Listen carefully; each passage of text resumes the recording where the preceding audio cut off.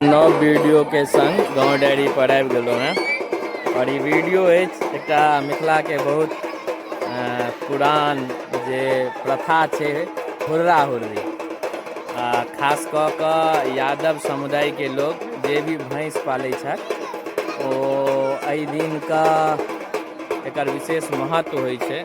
और देख लियौ कते हमसब एखन यादव टोल में छी और ओतऽ ई हुर्रा हुर्री बहुत पुरान मिथिला के एक त्यौहार है जिसमें हुर्रा हुर्री सब अपन अपन महींस लऽ कऽ अबै छथिन और अथी होइ छै। आ देख लियौ एखन तऽ एकेटा महींस ले धीरे धीरे लोग सब एखन कम छै ओना धीरे धीरे ई बढ़ि जाइ छै और सब अपन अपन महींस लऽ कऽ आब आबि गेलै।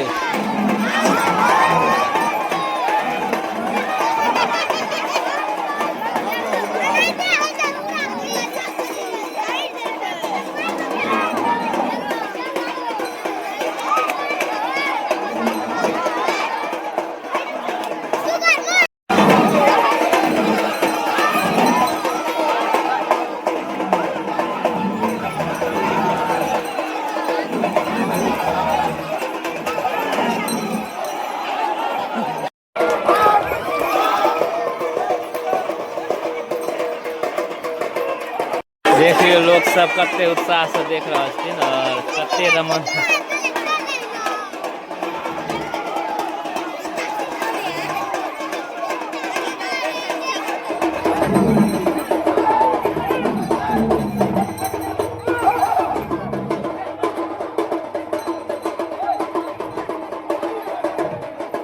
वीडियो केहन लागल कमेंट कऽ के जरूर बताएब और वीडियो यदि नीक लागल हुए तऽ खूब शेयर कऽ दियौ। गाम में इहो हुर्रा हुर्री के सब देखने छी तऽ कमेंट कऽ के जरूर बताएब। हमर गाम नवानी में देखियौ कते दृश्य छै।